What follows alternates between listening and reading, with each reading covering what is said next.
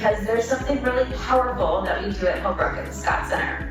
We work carefully and closely with young children every day to make sure their voice matters. And when I think about my personal definition of wellness, it is that ability to use agency to make choices about your life that are good for yourself, other people, and the planet. I guarantee you're going to learn something that you didn't know before you got it.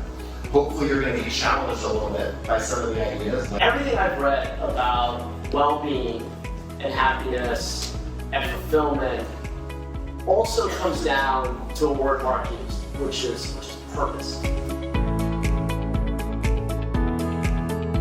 Tonight's event, The Future of Wellbeing, is a testament to the Center's dedication to exploring the interconnectedness of our world and the importance of collective wellness. Over the course of the last decade or so, as I've been doing robotic surgery, this is an extreme example of what women go through, but it's not uncommon for them to suffer for years.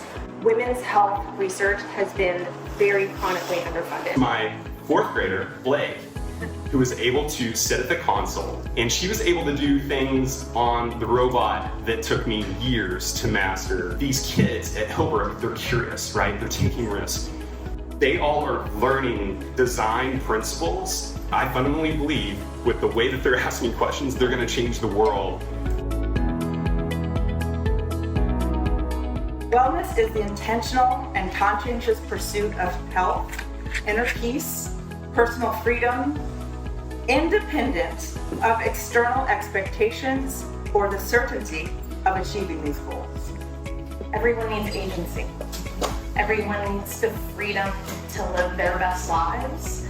And I think that can manifest itself in a million different ways from person to person. How do you look at the whole person to make sure that the opportunities are as great as possible so that then the way that they self-actualize can manifest itself in a million different ways? When we really listen to people and listen to their stories and what they're about and what their needs are, that's going to be the thing that puts us and motivates us into action. Optimism is contagious, and if we can see what we can do, we can be optimistic about that.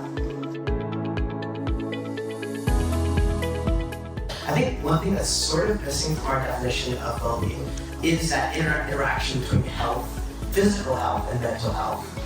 We need both types of experiences, right?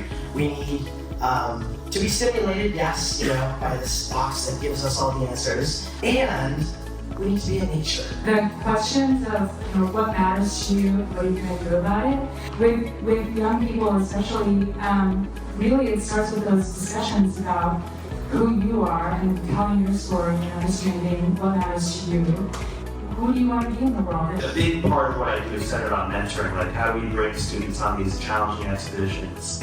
That's one piece, but then how do we connect them to folks who are not only masters of their craft, whether they're climbers, surfers, scientists, conservationists, etc., but also wonderful with young people. Get rid of the red tape that we see so often in schools and let these kids learn and live. Well, when you think about it, we have so diminished our ability to provide what we need. We actually somehow have to make things better. You go out and you meet people where they are, and you make alliances around the things that you care about, and we care about healthy soil and growing food and having farmers be financially viable. No matter what your job is, there is some component that you can make environmental, social choices. Go be an environmentalist as a coder. Go be an environmentalist as a CFO, wherever you are, be that. I'm really conscious of the stories that we tell ourselves. And this night has just reminded me that wellness has to include really being careful to also include stories of people that are doing inspiring things. As we come to the end of this evening, whether we're talking about the wellness of the planet, the wellness of education, the wellness of our city of San Jose, the wellness that can sit at the intersection of our physical and mental health, we have so much to be grateful for, and we have so much work to do.